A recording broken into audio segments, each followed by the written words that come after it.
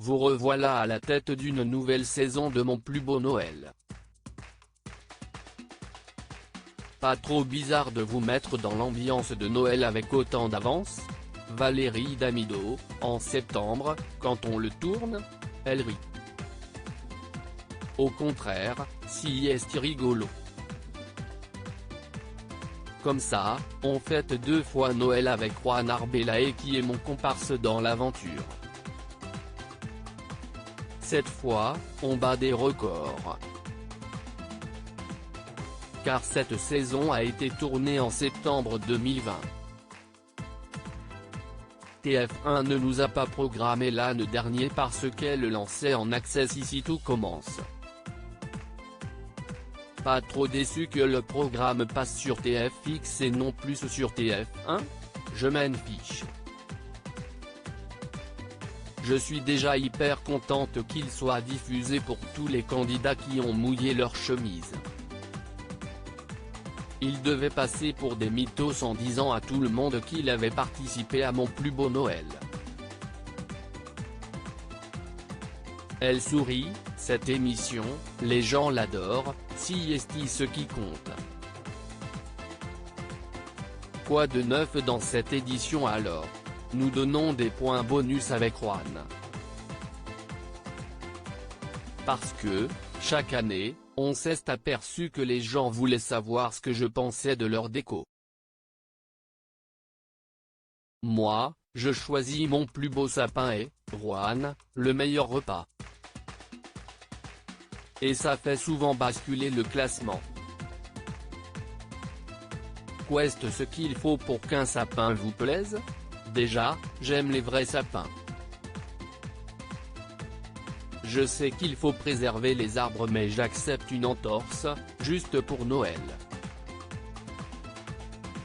J'opte toujours pour les décos qui m'émeuvent et les gens qui y mettent tout leur cœur. Vous arrive-t-il de shipper des idées aux candidats? Dans ma famille, on est déjà des cinglés de Noël. Je commande chaque année un sapin de 4 mètres de haut. On le décore ensemble, mon fils met sa playlist de Noël. On est à fond. Je fais des tutos de Noël avec les enfants qui sont pourtant hyper grands puisqu'ils ont 27 et 28 ans. Et on a gardé la tradition de la lettre au Père Noël. Quelle est la tendance pour les décos de Noël cette année? Depuis 2 ans, on est revenu à des décos traditionnels, boules et personnages en bois, à tendance nordique, avec beaucoup de blanc.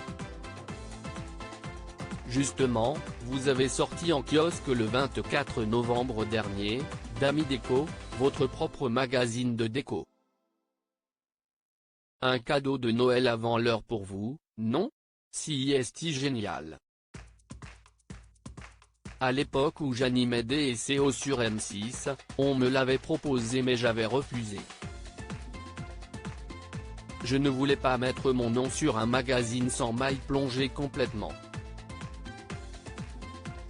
Là, si est une vraie collaboration. Je mets en avant des artisans talentueux comme par exemple Coziel, un spécialiste des papiers peints. On trouvera des pages qui feront rêver mais on a surtout essayé de s'adresser à tous les budgets. Il y a des astuces qui ne coûtent pas cher, données par Phil qui travaille avec moi. On trouvera aussi des tutos extraits de ma chaîne YouTube. Ce magazine me ressemble. Que diriez-vous pour nous convaincre de l'acheter? Déjà, que ma fille Roxane a fait les illustrations des différentes rubriques, Brico, Réno, Conso, Custo. Et qu'elle a l'art de me croquer comme personne. Elle rit. Sinon, ceux qui aimaient DSO aimeront Dami Déco. On continue de démocratiser la déco. Ce magazine emmène les gens dans mon univers, il est accessible, pratique et bourré de conseils. Publier un magazine papier, Cela vous permet de vous consoler de l'arrêt de votre émission télé de déco? Pas du tout. Depuis que j'ai ma chaîne YouTube, les gens ont l'impression que je suis revenu à la télé. Si est une façon de répondre aux gens qui me disent que mes astuces leur manquent. J'y ouvre aussi les portes de ma maison. Votre chez vous, que vous présentez dans Dami Déco, est organisé autour d'une grande pièce à vivre. Chez les Damido, on est rarement seul, si est ça? En 2010, j'ai acheté cette maison pour ma famille. Au rez-de-chaussée, ma fille avait son bureau, sa chambre, sa salle de bain et, moi, j'y ai ma chambre. Au premier, si est mon fils Norman, au deuxième, le bureau de mon mec, et mon père a vécu avec nous les 2 dernières années de sa vie. On vit dans un bon bordel hétéroclite. On découvre aussi le chevalet de votre papa disparu il y a 2 ans et demi, ex-commissaire et peintre à 16 heures. Il fait office de porte-sac aujourd'hui car je n'aille pas le talent de mon père en termes de dessin. J'ai aussi une table dans l'entrée qui a été chinée par papa à la foire de Chatou. Pas trop dur de voir vos enfants quitter le nid? Mon fils vit encore chez moi, madame. Si est ma fille qui est partie il y a 1 an, donc j'ai refait sa chambre. Mais elle a pris un appart situé à 282 mètres de chez moi. Elle rit, est-ce que tous ces confinements vous ont donné envie de déménager ou d'investir dans une résidence secondaire? Nous, on voulait déjà quitter Paris avant la pandémie, mais là, on est en train de tout organiser. On a trouvé la maison de nos rêves à Angoulême. Celle qu'on louait à l'époque pendant le tournage de la série Victoire Bono est en vente et on fait tout pour l'acheter.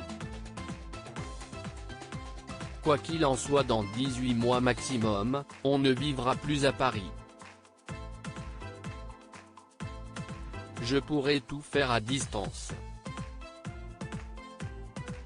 J'aurai mon potager, mes chiens. Le bonheur.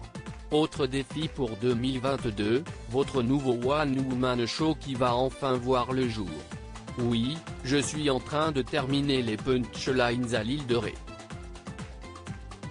Ça va s'appeler Valérie Damido s'expose. Ça démarre le 29 janvier à Auray, dans le Morbihan.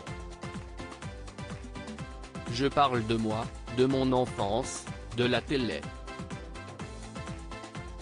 Je suis contente car j'ai perdu 11 kilos. Je me sens en pleine forme pour monter sur scène. Allez-vous balancer sur le monde de la télé? Pas du tout. Je ne suis pas du tout dans le règlement de compte. Je n'ai de rancœur envers personne. J'ai 56 balais. Je joue dans une catégorie compliquée à la télé.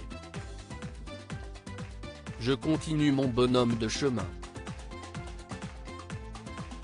Je suis triste de ne plus faire de déco à la télé mais je suis heureuse.